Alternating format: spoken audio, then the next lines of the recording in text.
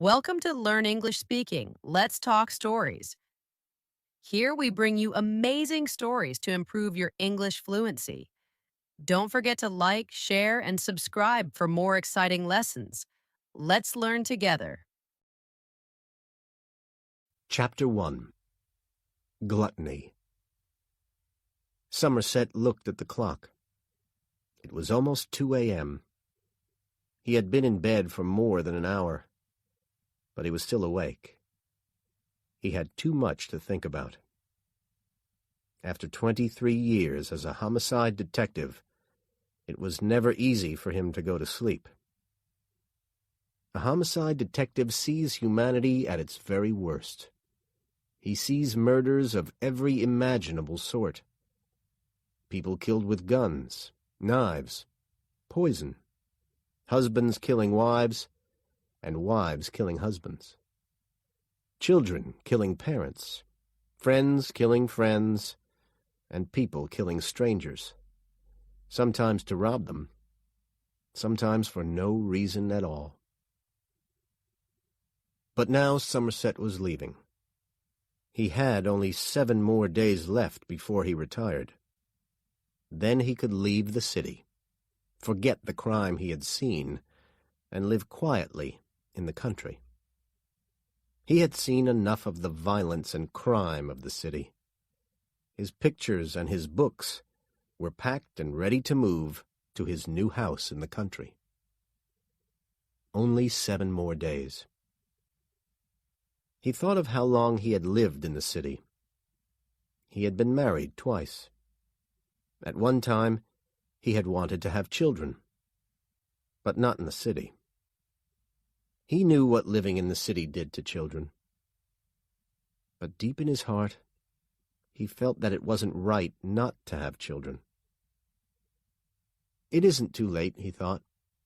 45 isn't too old to have children. He still might meet someone. It was possible.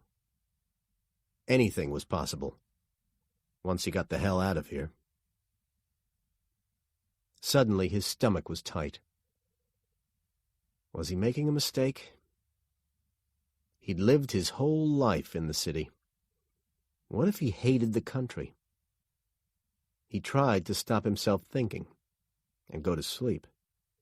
It will all be okay, he told himself. Only 7 more days of crime, of the noise and mess and violence in the city, and then his life would start all over again. That afternoon, he had visited the house he was buying in the country. The house was old and needed some fixing, but he liked it. In the morning, the phone woke him from a deep sleep. There had been another murder. As he got out of bed, he wished he didn't care as much as he did. It would make the next 7 days a lot easier. When Somerset arrived at the crime scene, the workers from the police department were taking photographs and looking for fingerprints. The body was on the floor in a body bag, waiting to be taken out. There was a lot of blood on the wall, and a gun on the floor next to the body. "The neighbors heard them screaming at each other," said a policeman. "The man who lives in the back said it was going on for about 2 hours, which wasn't unusual with these two." A young man with short hair and a black leather jacket came into the room. "Detective Somerset?" he asked. "I'm David Mills. Today's my first day on homicide." Somerset shook his hand, but said nothing. Mills watched him walking around the room. Somerset was a thin, middle-aged black man with heavy bags under his eyes and a sad face. Everyone at the precinct had smiled when Mills said that he was going to start working with Somerset. Mills wondered why. "Where was your last job?" Somerset asked him. "Springfield. It's up north." how many homicides you get a year up there? Oh, about 60 or 70.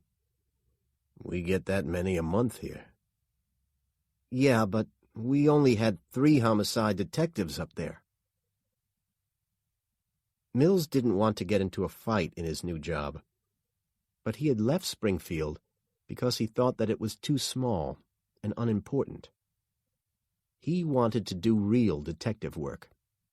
He wanted to feel that he was doing something that mattered. Somerset thought Mills must be a fool for wanting to work in the city. For the next 7 days, he said, I want you to remember that you're not in Springfield.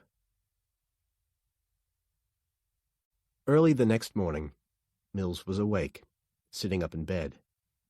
Tracy, his wife, was asleep by his side. She didn't like the city, with its noise and dirt and crime. Mills studied his wife's face. There was always something about Tracy's face. She had big eyes and a small mouth that reminded him of a child. He thought that it made her more beautiful when she smiled. But she didn't smile so often now that they had moved to the city. Her face always looked worried. Even in her sleep, she worried. Maybe this move is a big mistake, thought Mills. Maybe Somerset is right. Maybe Springfield is a better place. No, he thought, he was right to move. But he was happy that Somerset was retiring. He understood why everyone at the precinct wanted him to go. The phone rang. Tracy jumped up. "What is it?" she cried. Mills picked up the phone before it rang twice. "It's okay," he said. "It's only the phone." It was Somerset. "Meet me at 377 Baylor Street," he said. The way he spoke annoyed Mills. "What have we got?" he asked. "Possible homicide," said Somerset, and hung up before Mills could ask anything more. Outside the apartment block on Baylor Street, Somerset was already waiting when Mills arrived. "We'll need some lights," said Somerset. "The electricity is off inside." "Any guess about the time of death?" Mills asked Somerset. "No, but it seems he's been sitting with his face in a plate of spaghetti for 45 minutes now." Inside the apartment, there were dirty pots and dishes, and open cans and boxes of food everywhere. And there were insects feeding on the garbage. The smell was terrible. A very fat man was sitting at the table with his face in a plate of spaghetti. They had never seen anyone as fat as this man. Somerset saw that his hands and feet were tied. He couldn't understand what had happened. Then the medical examiner came into the room. He took no notice of the detectives. "Do you think it was poison?" asked Mills. Instead of answering, the doctor lifted the man's face out of the spaghetti. "He's dead," he said. "We know that for sure. Point that light you're holding at his mouth." "What do you see?" Somerset pointed the light and looked closer. "There are little blue pieces around his mouth. See?" "Yeah. So what is it, Doc?" "Don't know. I never saw anything like that before." He let the man's head back down into the spaghetti. The dead man's name was Peter Eubanks. The body was in the medical examiner's room, where Mills and Somerset were talking to the doctor. Eubanks had always been heavy. but not as heavy as he was when he was found dead. 304 pounds. The doctor said some of his bones were bending under the weight. Mills wondered whether the man died of poison, but the doctor didn't think so. He explained why, showing Mills parts of the inside of the body, which was cut open for examination. Mills had to make himself look. "Are you saying that he died from eating too much?" Mills asked. "Yes, I think that's exactly how he died." "What about these marks on the back of his head?" Somerset said. "It looks like a gun was pressed against his head." "Very possible, if the gun was pushed hard enough against the skin." Somerset was looking at a row of glass jars on a table. "Doctor," he said, "I want to ask you about one of these." He picked up a clear glass jar. "Were these blue things found around the victim's mouth?" "No." The doctor picked up another jar. "These are the ones from around the mouth. Those you're holding, I found in the stomach." "Any idea what this stuff is?" The doctor shook his head. "I have no idea." He covered the victim's body. Now he had more work to do. 4 bodies came in this morning," the doctor said, "so we've been very busy here." "Let me know as soon as you find out anything about this blue stuff, will you, Doc?" said Somerset as he went out. Back at the precinct house later that afternoon, the captain was sitting at his desk, reading the papers on the Fat Man case. The victim no longer had a name. He was just the Fat Man. Mills waited while the captain read the medical examiner's report. The captain was about 50, with big bags under his eyes and bad skin. Mills could see that Somerset had worked hard on this case. He wondered what Somerset was really like. What would Somerset do when he was in danger? Would he think more quickly than Mills did on the night that Rick Parsons was... Mills and Rick were old school friends.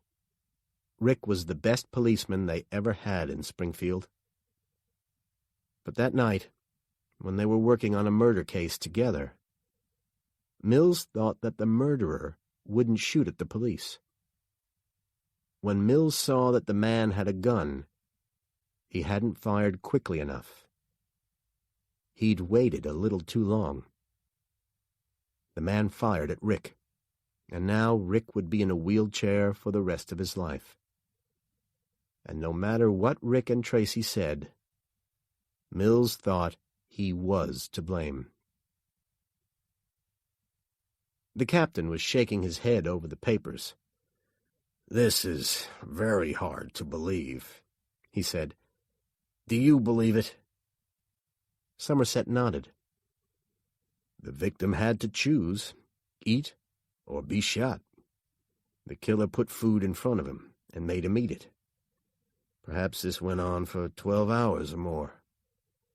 The killer kept him awake and made him keep eating." The captain looked worried. Mills understood how he felt. He hadn't wanted to believe it either. "I think this is just the beginning," said Somerset. "We don't know that," the captain said sharply. "We have 1 dead man, not 4, not 3, not even 2. Then what's the reason for it?" Somerset looked tired. The captain was angry. "Don't start, Somerset," he said. "Don't start imagining things before they happen. You have no evidence that there will be another murder." Somerset was too tired to argue. "I want to be taken off the case," he said. "You've only got a week left," the captain said. "What difference does it make?" "This can't be my last case," said Somerset. "It'll go on and on. I don't want to leave it unfinished when I go. And if you want my opinion," Somerset pointed at Mills, "this shouldn't be his first case." Mills jumped up. "This isn't my first case," he shouted. "You know that." "This is too soon for him. He isn't ready for one of these," said Somerset. "Look," the captain said, "I don't have another detective I can give this to. We don't have enough people. You know that." "Give it to me, Captain," said Mills. "I can manage it." The captain turned and stared Somerset in the eye. "You serious about this killer? You think he's just getting started?" Somerset closed his eyes and nodded. "Hell," the captain said, "as often as I've wanted you to be wrong, you rarely are. That's why I'm leaving you on the Fat Man case, Somerset. As for you, Mills, I'm putting you on another case." "But, Captain—" "No buts. That's all. Now go." Mills was so mad, he wanted to throw a chair through the window. He wanted to stay with Somerset. He just didn't want them to think of him as a beginner. He wanted to show the captain that he could manage on his own, even in the city. "You heard me, Mills. Get going," the captain ordered. Chapter 2. Greed. The next morning, Somerset was in his office when the captain walked in. "Have you heard?" the captain asked. "Heard what?" "Eli Gould was found murdered last night." Gould was possibly the top criminal defense lawyer in the city. No criminal was too nasty for Gould to defend. If they could pay enough, he would do anything to defend them, and help them escape punishment. It didn't matter how terrible their crime was. "Someone broke into his office and killed him," the captain said. "They wrote the word greed on the floor, in his blood." Greed. Somerset could think of worse things that could be said about Eli Gould. "I'm putting Mills on the case. I told him he would soon have a case. I just wish it wasn't this." Somerset went back to his typing. "I'm sure he'll do fine." The captain was shaking his head and looking doubtful. "You won't like it out there in the country. You know, you're not really leaving. You only think you can leave." "I can't live here anymore," said Somerset. "I don't understand this place anymore. People used to kill somebody for a purpose, even if it was a stupid purpose. Now they do it for the hell of it, just to see what will happen." The captain let out a deep breath. "I hear what you're saying. It's just that I don't want to lose you. They don't make detectives like you anymore." "You've got Mills.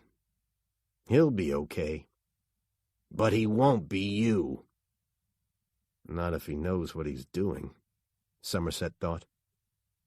"Oh, I almost forgot," said the captain, holding up a jar with the little blue pieces in it. "These were found in the fat man's stomach. The doctor thinks that the killer made him eat them. They're pieces of the floor." Somerset went back to Eubanks's apartment. He wanted to find where the pieces of blue floor had come from. He looked everywhere, but couldn't find anything until he felt under the front of the refrigerator. Then he could see that was where they came from. The larger pieces in Somerset's jar fit the holes. Someone had moved the refrigerator and broken pieces of the floor cover. Somerset managed to pull the refrigerator away from the wall so that he could see behind it. The dirt on the wall was cleaned off, and the single word, gluttony, was written there. A clean white envelope was pinned to the wall. Somerset's blood froze. He reached for the envelope, but it was a little too far away. Later, in his now empty apartment, Somerset was thinking about what he'd found behind the fat man's refrigerator. If he said nothing about it, there would be no link between the murders of Eubanks and Gould. Then it would be Mills's problem. But he couldn't do that. Mills wasn't ready for this. He thought he was, but he wasn't. It was still Somerset's problem. So now he had gluttony and greed. Mills was excited when he saw the note Somerset had found behind the fat man's refrigerator. "So, we have a link between the two killings," he said. He read the note again. "Long is the way, and hard, that out of hell leads up to the light." But what does it mean? Is he trying to tell us something? It just seems crazy to me. It was hard for Somerset to control himself. But instead of telling Mills he was a fool, he held up photos of the words greed, in blood, and gluttony. "You ever heard of the 7 deadly sins, Mills? Greed, gluttony, wrath, envy, sloth, pride, and lust." Understanding slowly showed on Mills's face. "You think he's going to do one for each sin?" "It seems so, doesn't it?" "Oh, no." Mills was shocked. "So we do have a link." "Oh, no is right," thought Somerset. "You wanted the big time," he said. "Well, now you've got it. There are going to be 5 more murders if we don't find the killer." With Mills leading the investigation after his retirement, Somerset had a feeling the killer would do them all no trouble. It wasn't that Mills was no good. He just didn't know anything about this sort of stuff. About serial killers. This wasn't Springfield. As much as Somerset wanted to leave, he couldn't. Not now. He couldn't just leave it with Mills. He had to go on with the investigation. Mills looked at his notes as he walked around Gould's office. On the wall behind the desk, there was a big oil painting. It was a modern painting. Just lines and shapes of color. Red, green, and black. On the desk, there was a weighing machine with dried blood on it.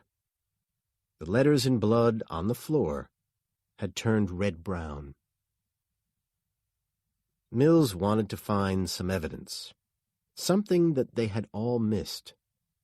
He wanted to show that Somerset wasn't the only one who knew how to do detective work. Mills believed that the crime scene was the place to solve the crime. There had to be some evidence, some clue, something that would help them find the killer. He picked up a photograph of a middle-aged woman. She had a false smile, too much makeup, and colored red hair. It was Mrs. Gould. On the glass, over the photo, the killer had drawn circles around her eyes in blood. Was this a clue? Mills wondered. Why had the killer drawn these circles? Was she the next victim? Had she seen something? Or did the killer want them to see something? He couldn't understand it. What was it he couldn't see? Was it something so big and obvious that they were looking at it, but couldn't see it? The next morning, Somerset was sitting at his desk, working on the Fat Man case, when Mills came in. Mills was carrying a pile of papers on the Gould case. He put it down on the desk and began studying photographs of Gould's office. At first, Somerset wanted to help him, but then he thought that Mills should learn to work by himself. He would learn finally, and Somerset was leaving in 3 more days. In this case, though, people would probably die while Mills was learning. He needed some help, just to show him the right direction. Somerset put down his pen. "You know, this is a serial killer we're looking for here," he said. "You really think I'm a fool?" shouted Mills, angry at Somerset again. "No, I didn't say that." Somerset was sorry he had said it the wrong way. "It's just that we haven't talked about that. I think we should." "I don't." "Why not?" "Because as soon as we call him a serial killer, the FBI will take over the case. Then we'll be working for them." "But—" "No," said Mills. "I don't even want to talk about it." Just then, the phone rang. It was Tracy, Mills's wife. She wanted to talk to Somerset, but Somerset couldn't imagine why. "Detective Somerset," she said, "I wondered if you would like to come and have dinner with us tonight." "Well, that's very nice of you."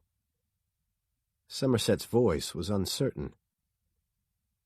"I'm a very good cook," she said, "and I've heard a lot about you. I would like to meet you before you leave."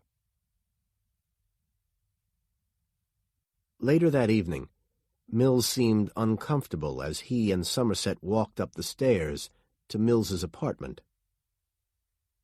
Somerset knew that Mills didn't like the idea of dinner together, but he wasn't sure why.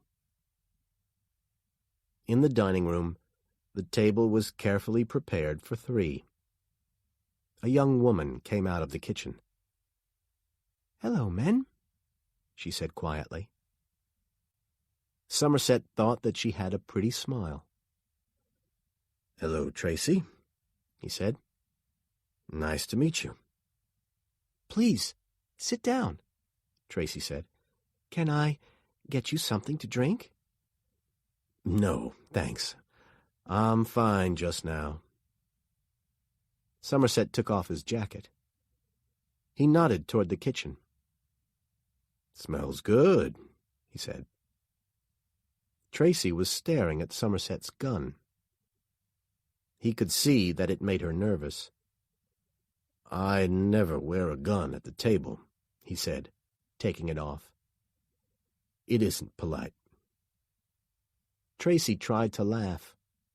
"You know," she said, "no matter how often I see guns, they still make me nervous." "Me too," said Somerset, putting his gun into his jacket pocket. "I hear you two were friends at high school," Somerset said. "Yes," said Tracy. "I knew then that this was the man I was going to marry." "So you're really an old married couple." if you count up the years," said Somerset. "Yeah, I guess so," she laughed. Tracy put a dish of lasagna on the table and poured wine into their glasses. "Why aren't you married?" she asked as she sat down. "I was married. Twice." Somerset looked thoughtful as he drank a little wine.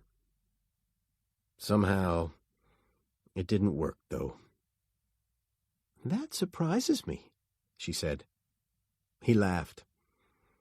"People soon find that I'm not easy to be with," he said. "Just ask your husband."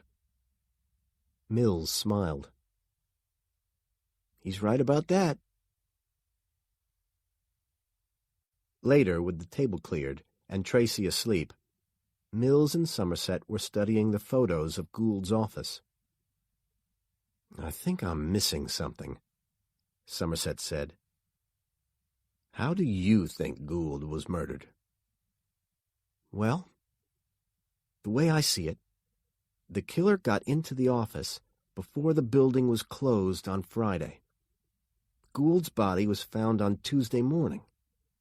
The building was closed all day on Monday, which means that the killer was probably with Gould all day Saturday, all Sunday, and even Monday."